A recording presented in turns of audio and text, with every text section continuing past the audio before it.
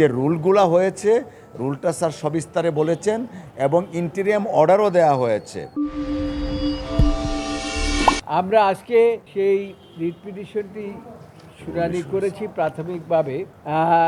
সেখানে আমাদের একটা রুল দিয়েছে এবং রুল দেওয়ার পরে আরেকটা জিনিস আমরা যেটা চেয়েছিলাম সেটাকে পরবর্তীতে কোর্টের নির্দেশ মোতাবেক আমরা সেটাকে কারেক্ট করে দিয়েছি। যে আমরা বলেছি হাইলি এক্সপিরিয়েন্স এবং যারা এই এক্সপার্টাইজ যাদের আছে তাদের মাধ্যমে একটি কমিটি করে এটা তদন্তের ব্যবস্থা গ্রহণ করার জন্য বলেছি এবং এইটা উচ্চ পর্যায়ের একটা টিম গঠন করা হবে 1 সপ্তাহের মধ্যে এবং এই টিম যে তদন্ত করবে এইটা তাদেরকে একটা সময় দেওয়া হয়েছে। এই সময়ের মধ্যে তারা এটা কমপ্লাই করবে যে তারা কি পেল। 1 সপ্তাহের মধ্যে তদন্ত কমিটি করবে এবং কমিটি গঠনের পরে কথাটা হচ্ছে যে এখন কত দিনের মধ্যে কমিটিটা করবে। আমরা বলেছি যে 1 সপ্তাহের মধ্যে এই কমিটিটা করার জন্য এবং আদালত সেটা আমাদের সাথে এগ্রি করেছে এবং তারা পরবর্তীতে 45 দিনের মধ্যে তারা এটা রিপোর্ট দাখিল করবে আদালতে। এই হচ্ছে ট্রেনিংয়ের বিষয়টি। আর পরবর্তীতে যে জিনিসগুলো আমরা চেয়েছি যে জনবহুল এলাকায় বিশেষ করে ঢাকা সিটি কর্পোরেশন বা অন্যান্য জনবহুল যে সমস্ত এলাকা আছে এই সমস্ত এলাকায় কোনো এই ধরনের কোনো বিমান চলাচল করতে পারবে ট্রেনিং বিশেষ করে ট্রেনিং বিমান চলাচল করতে পারবে না, এইটা আমরা চেয়েছি। আর আমরা যেটা বলেছি সেটা হচ্ছে যে মানে যারা নিহত হয়েছেন তাদের ইচ অ্যান্ড এভরি পার্সন ছাত্র হোক আর যেই হোক না কেন প্রত্যেককে 5 কোটি টাকা করে আমরা কম্পেনসেশন দেওয়ার জন্য আবেদন করেছি এবং সাথে সাথে যারা আহত হয়েছে তাদের ব্যাপারেও আমরা বলেছি যে তাদেরকে 1 কোটি টাকা দেবেন এবং তাদের সুচিকিৎসার জন্য দেশের বাইরে পাঠাবার ব্যবস্থা করতে হবে। তারপরে আমরা যে প্রেয়ারটা করেছি সেটা হচ্ছে যে আইডি কার্ড এই যে হ্যাঁ কোর্ট আদেশ দিয়েছে এই সমস্ত যেগুলো আমি কথা বলছি এই আদেশগুলো কোর্ট দিয়েছে। না এই ট্রেনিং বিমান কোনো জনবহুল এলাকা বিশেষ করে ঢাকা শহর সহ অন্যান্য এলাকার মধ্যে চলতে পারবে না, এই ধরনের একটা রুল থাকতে হবে এবং এই ব্যবস্থা করতে হবে এবং এই আদেশ আদালত দিয়েছে। এবং এই যে আমরা যে ক্ষতিপূরণ চেয়েছি তার সাথে আমরা বলেছি যে বিদেশে তাদের সুচিকিৎসার ব্যবস্থা করা।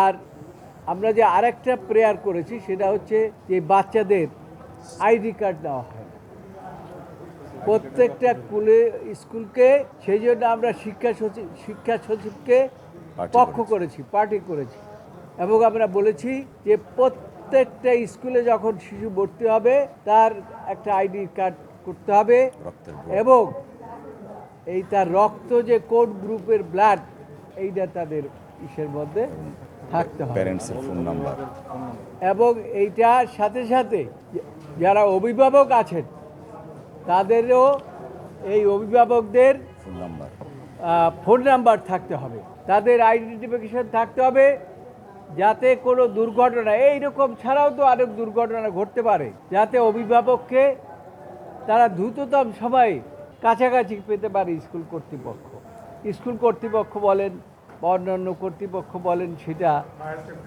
দায়িত্ব পালন করবে। উন্নত আর একটা ব্যবস্থার কথা আমরা বলেছি উন্নত প্রযুক্তি ব্যবস্থা করে প্রত্যেকটা স্কুল এবং প্রত্যেকটা প্রতিষ্ঠানে অগ্নি নির্বাপক যন্ত্র সহ যা প্রতিস্থাপন করতে হবে যাতে করে এই ধরনের ঘটনার ভবিষ্যতে না ঘটে। তার কারণ এরকম একের পর এক ঘটনা ঘটছে, যখন ঘটনা ঘটে কয়েকদিন আলোচনার মধ্যে থাকে এরপর এই আলোচনাটা আবার মিশে যায়। যেমন আপনারা দেখেছেন এর পূর্বে এই পর্যন্ত আমরা হিসাব করে দেখেছি প্রায় 30 জন পাইলট এরকম মারা গেছে, 30 বার বিমান দুর্ঘটনা হলো এই দেশে, তারপরেও কর্তৃপক্ষ নীরব ভূমিকা পালন করছে। এটা খুবই দুঃখজনক। এই ঘটনার আর পুনরাবৃত্তি না ঘটে সেই জন্য আমরা আদালতকে নিবেদন করেছি এবং আদালত আমাদের সেই সমস্ত নিবেদন গ্রহণ করেছে এবং রুল দিয়েছে। রুল দেওয়ার পরে এই আদেশগুলো আপনাদেরকে যে আদেশের কথাগুলো বললাম এই আদেশগুলো দিয়েছে এবং আমরা আশা করি যে এই বর্তমান সরকার খালি সংস্কার করেন আর সংবিধান পরিবর্তন করার চিন্তা করেন, এই সমস্ত না করে মানুষের এই দুর্ভোগ যাতে না হয় সেই জন্য যে সমস্ত ব্যবস্থা গ্রহণ করা দরকার সেই সমস্ত ব্যবস্থা তাদের গ্রহণ করা উচিত। এটা আমরা সরকারকে আমরা সেই জন্য পক্ষ করেছি, কনসার্নড অথরিটি এই ব্যবস্থা গ্রহণ করবে।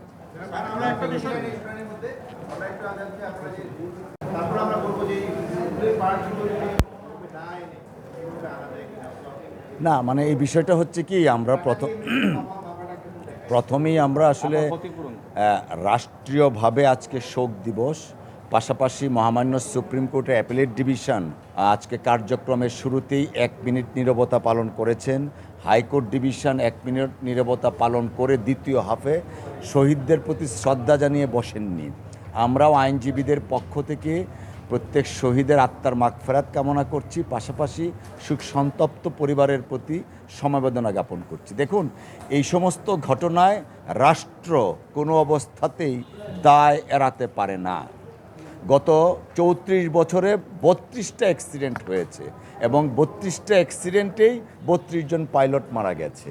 তো এই অবস্থার প্রেক্ষিতে বার কাউন্সিলের ভাইস চেয়ারম্যান হিসাবে senior advocate Joynal Abedin sir আজকে মামলা একটা মুভ করেছেন। আমরা ওনাকে সহযোগিতা করেছি।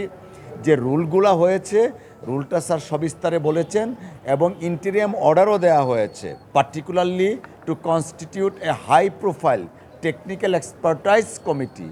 এই কমিটি 7 দিনের মধ্যে গঠন করতে হবে এবং এই কমিটি গঠনের পরে 45 দিনের মধ্যে রিপোর্টটা পেশ করতে হবে এবং এই তদন্ত কমিটির ডেভেলপমেন্টটা প্রতি মাসে মাসে লিখিত আকারে মহামান্য সুপ্রিম কোর্টে হাইকোর্ট বিভাগে দাখিল করতে হবে।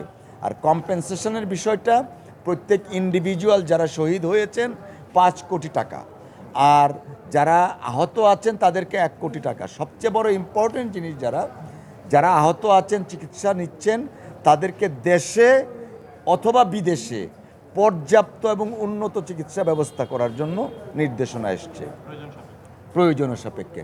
আজকের এই মহামান্য আদালতের যে অর্ডার দিয়েছেন সেই অর্ডারে আমরা পিটিশনার এবং আইনজীবীরা সন্তুষ্ট। আমরা আশা করছি জাস্টিস উইল প্রিভেইল এবং যাতে ভবিষ্যতে এই ধরনের কোনো ধরনের আর দুঃখজনক অ্যাক্সিডেন্ট না ঘটে সেই প্রেক্ষিতে রাষ্ট্র এবং কর্তৃপক্ষ আরও বেশি সচেতন হবেন এবং প্রোটেক্টিভ মেজারটা নেবেন। ধন্যবাদ। চলুন।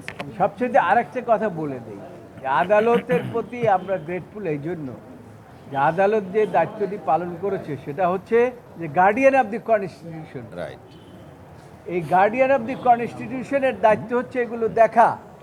আমরা পিটিশন না নিলেও তারা সুমোটো রুল ইস্যু করতে পারতেন, হয়তোবা তারা পারতেন বা করতেনও, কিন্তু আমরা বিবেকের তাড়নায় আমরা এই পিটিশনটা দাখিল করেছি।